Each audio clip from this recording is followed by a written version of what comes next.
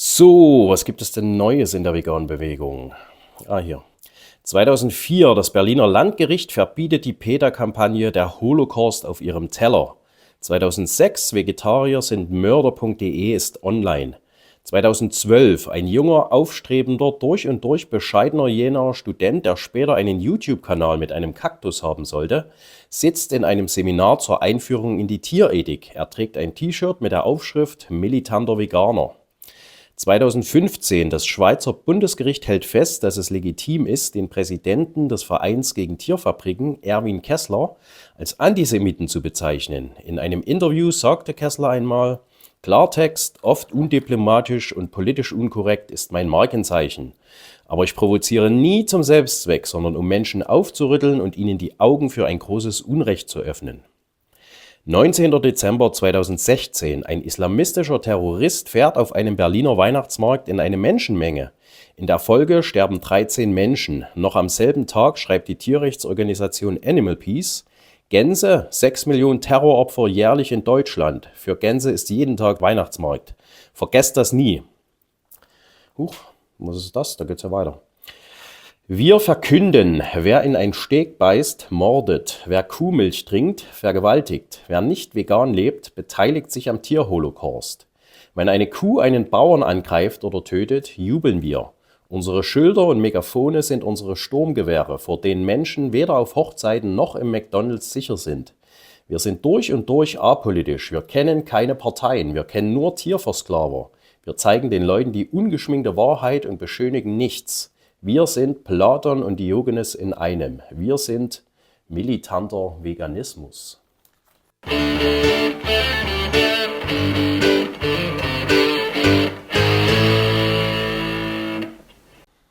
Ich grüße euch. Weiter geht's mit dem zweiten Teil zum militanten Veganismus. Heute schauen wir uns an, was gegen die militante Veganerin spricht. Und an dieser Stelle nochmal der Hinweis: Es sind insgesamt 4 Teile. Und die 4 Teile sind am besten in ihrem Zusammenhang zu verstehen. Und denkt daran, ihr werdet mich nicht mögen, weil ich hart bin. Je mehr ihr mich hasst, desto mehr werdet ihr lernen. Ich bin hart, aber ich bin fair. Und jetzt zu den Kontras.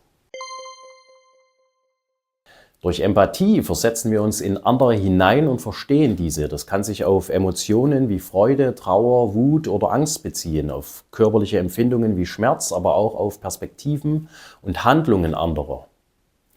Meine Zuschauer zum Beispiel werden den Schmerz nachempfinden können, den man verspürt, wenn man einen Fußball ins Gemächt bekommt. Aber das Gute ist, Empathie kennt erstmal keine Geschlechts-, Farb-, Alters-, Klassen- oder Nationalitätsgrenzen.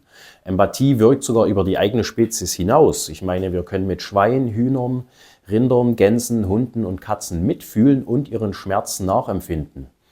Bilder und Videos von Tieren aus Schlachtanlagen sollen ja genau das tun, Empathie wecken. Da geht es nicht um den kategorischen Imperativ oder die Verletzung der Würde der Tiere. Ihr Leiden ist es, das uns motivieren und empören soll.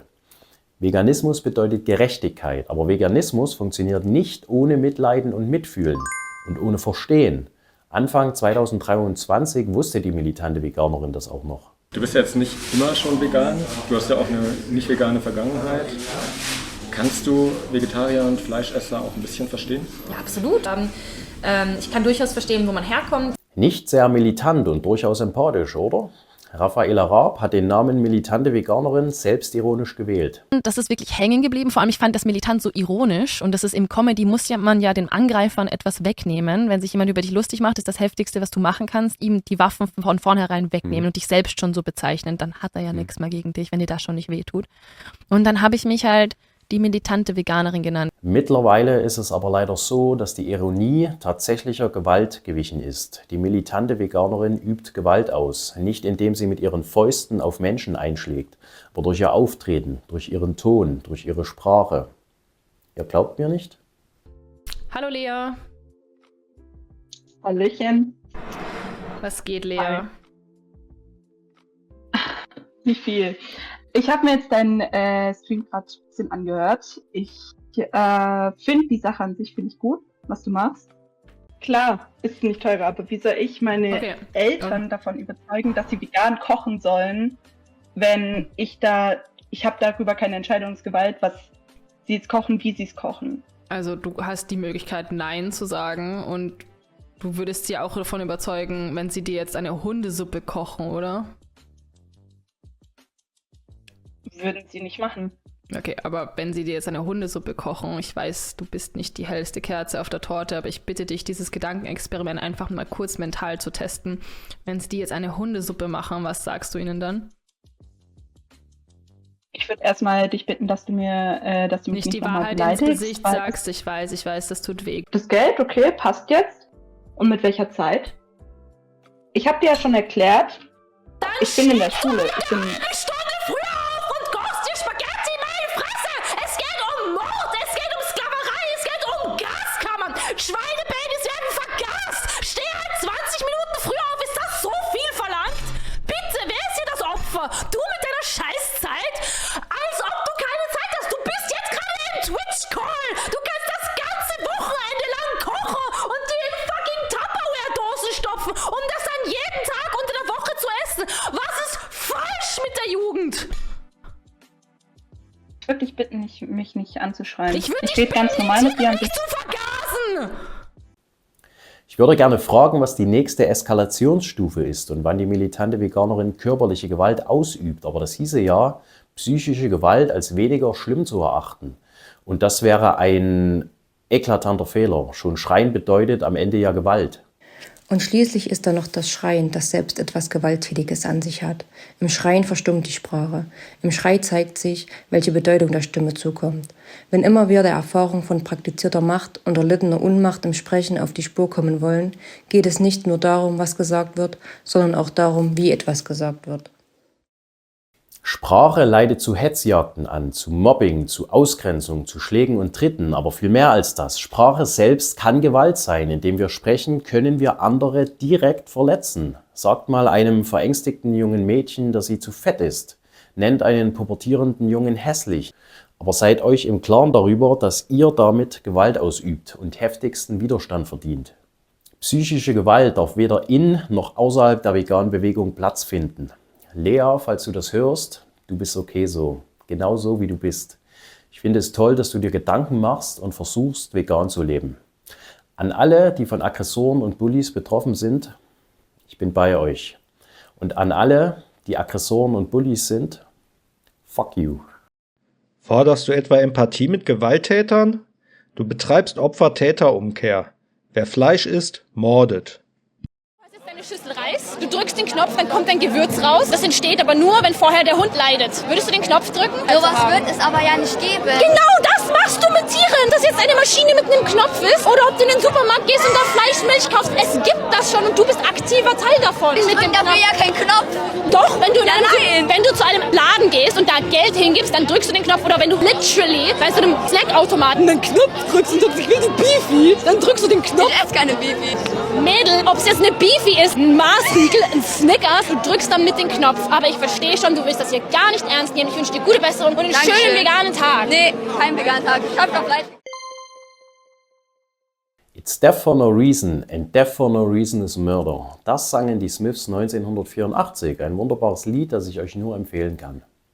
Wenn ich auf der Straße entlang gehe und sehe, wie ein Erwachsener auf eine Jugendliche eintrischt, dann wäre es ziemlich absurd, Empathie für den Erwachsenen zu fordern, oder? Gleiche Stärke oder gleiche Kraft vorausgesetzt, würde man doch zu dem Erwachsenen gehen und ihn konfrontieren, mitunter auch körperlich. Und in diesem Szenario wähnt sich die militante Veganerin, wenn sie sieht oder nur hört, dass jemand Tiere oder deren Produkte konsumiert. Da ist ein Täter, der auf ein wehrloses, schwächeres Opfer eintrischt, aus trivialen Gründen. Aber beruht die ganze Pointe des Tierkonsums nicht gerade darauf, dass die Menschen nicht aktiv töten? Ist es nicht völlig verfehlt, jemanden, der in einen Schnitzel beißt, mit jemandem gleichzusetzen, der ein Reh erschießt oder eine Forelle tötet? Ich meine, wie viele Personen sind hier beteiligt? 2. Opfer und Täterin. Die Jägerin schießt, das Reh ist tot. Schauen wir uns mal den Tierkonsum an. Wer ist beteiligt, wenn ich einen Rindersteak esse?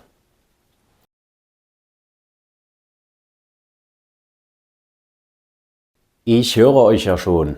Aber die Nachfrage bestimmt das Angebot. Das ist für mich so ein unhinterfragt dogmatischer Satz wie der Mensch ist Allesesser. Das Angebot bestimmt die Nachfrage nicht weniger als umgekehrt. Gesetzliche Regelungen, Produktionskosten, Werbung, Subventionen, Wettbewerbsdruck, Angebot an Alternativen. Es ist Teil der kapitalistischen Ideologie, dass Politik und Wirtschaft keine Verantwortung haben, sondern nur EndverbraucherInnen. Individualbeschuldigungen spielen dem System am Ende nur in die Hände. Denn Politik und Wirtschaft können dann auf Konsumierende zeigen und sagen, sie möchte nicht auf günstiges Fleisch verzichten, der will das doch, er möchte nicht auf Käse verzichten. Zu sagen, du bist schuld, ist nichts anderes als die andere Seite der gleichen Medaille. Wir müssen schon sehr viel ausblenden, wenn wir sagen, wer Nuggets kauft, mordet. Und was bedeutet das eigentlich in der Konsequenz? Es bedeutet, dass wir auch töten und ausbeuten, wenn wir Smartphones kaufen, wenn wir T-Shirts kaufen, wenn wir eine Brille kaufen.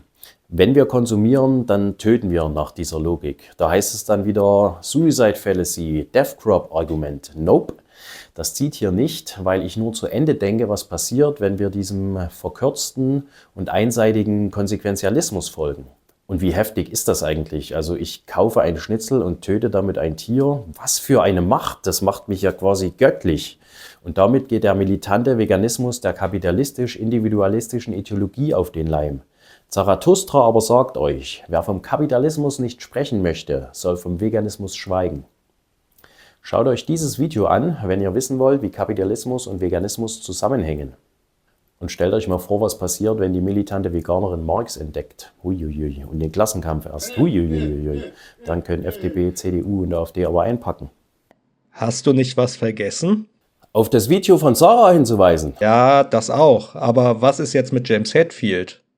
Ach so, der Sänger von Metallica, der auf Bärenjagd geht. Und ob wir denn überhaupt noch Metallica hören dürfen? Ich denke, es kann darauf nur eine einzige Antwort geben. Oh yeah. Ich habe einen Traum, dass eines Tages auf den roten Hügeln von Georgia die Söhne früherer Sklavinnen und die Söhne früherer Sklavenhalter miteinander am Tisch der Brüderlichkeit sitzen können. Ich habe einen Traum, dass eines Tages in Alabama kleine schwarze Jungen und Mädchen die Hände schütteln mit kleinen weißen Jungen und Mädchen als Brüder und Schwestern. Ich habe einen Traum, dass eines Tages jedes Tal erhöht und jeder Hügel und Berg erniedrigt wird. Ich habe einen Traum, verkündete Martin Luther King. Wo ist unser Traum? Welche Zukunftsvision bieten wir Veganer und Veganerinnen den Menschen an? Welchen Zustand der Gerechtigkeit beschreiben wir? Wie konkret sieht eine vegane Gesellschaft aus? Es reicht nicht zu zerstören. Die militante Veganerin gibt an, dass Menschen aus 4 Gründen Tiere konsumieren.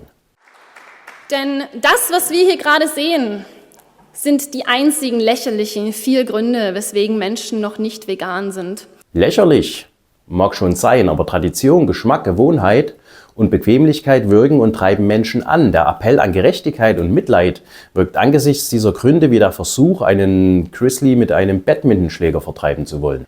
Wir wollen den Menschen etwas wegnehmen. Von der Bockwurst in der Kantine über die Freude ihrer Kinder in Zoos bis hin zur Sicherung ihrer wirtschaftlichen Existenz. Ich meine, natürlich regt sich der Widerstand.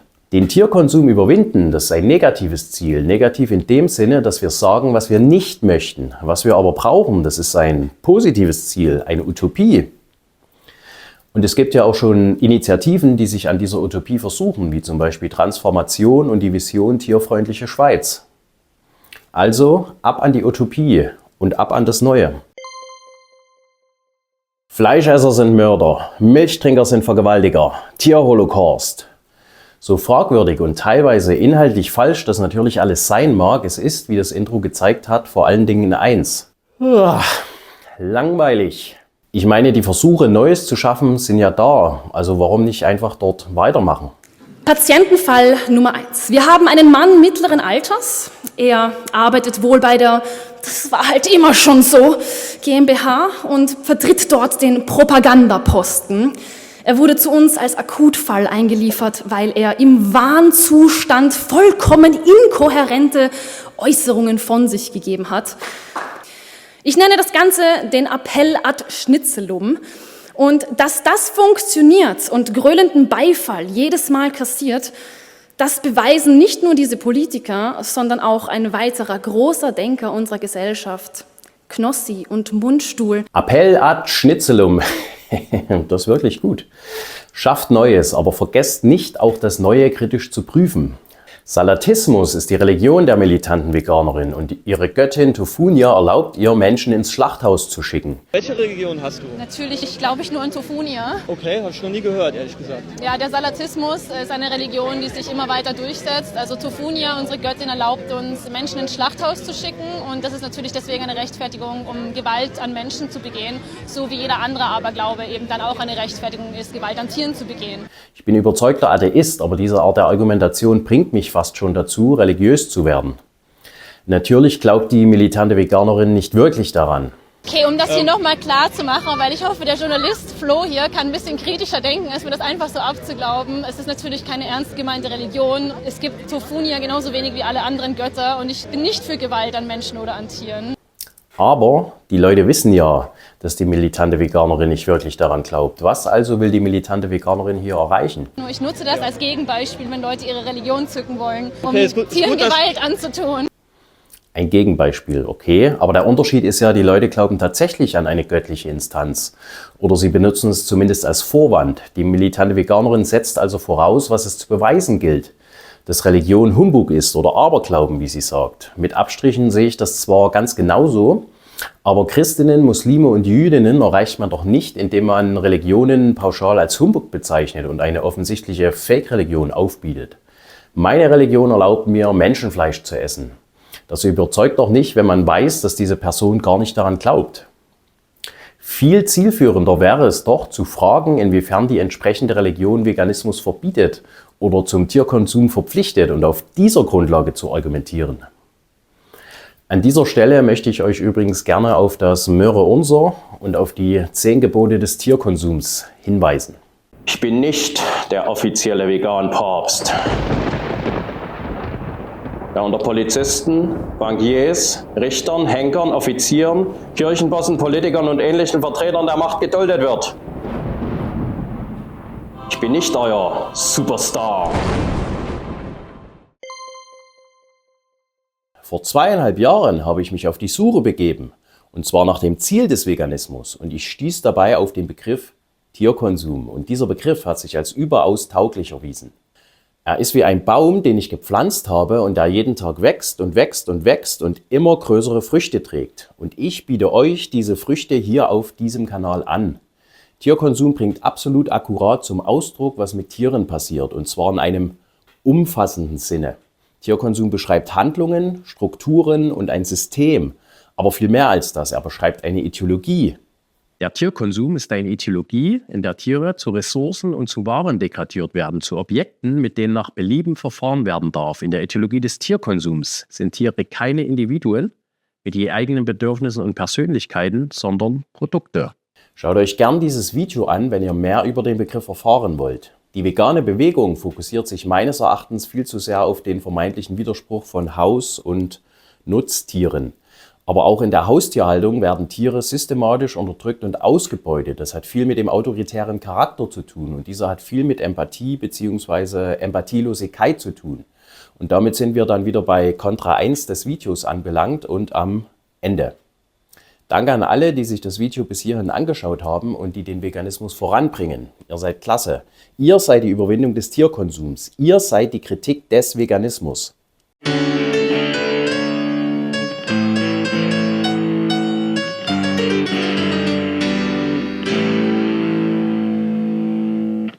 Wisst ihr, was das hier ist? Eine CD. Kennt ihr überhaupt noch CDs? Wieder mal ein Punkt, der gegen den Kapitalismus spricht. Erst erfindet der Kapitalismus CDs und dann macht er sie überflüssig. Schon lange her, dass ich hineingeschaut habe in St. Anger. Huch, was ist das? Ein Hidden Track oder besser gesagt Hidden Lyrics. Das klingt ja interessant. Was steht da? An Ode to a Militant Vegan. She is beside herself with rage, furious, frantic to the point of despair. She wears St. Anger around her neck. Some people think she is just some kind of monster, and indeed, she is judge, she is jury, and she is executioner too. The judgment has already been passed before the evidence is presented. You eat steak, you're a murderer. You drink milk, you're a rapist. You do it all, you're a god. Is she who she thinks she is? Animal consumption is a dirty window for her. She wants to clean it. Not with concessions, not with understanding, not with reasonable dialogue. Attack is her method. She doesn't stand still like an invisible kid or Jehovah's Witnesses. No, she is visible. And she moves on the street, on television and on social media like a venomous, violent viper slithers through wet grass on a prey for her next victim. Because it's her world. She takes counterattacks effortlessly. It seems that backlash only makes her stronger. Shoot me again seems to be her motto. She doesn't smear sweet amber around anyone's mouth. More honey, of course. And yet, an unnamed feeling comes over you when you listen to her. You don't feel purified after a conversation with her. Perhaps her standards are too high. Perhaps she has to acknowledge that not all is within her hands. But in the end, when I look into her eyes, all I want is that she holds my hand. And I would lie to get a smile. Oh, militant vegan, how militant are you? Oh, militant vegan, how militant does it get?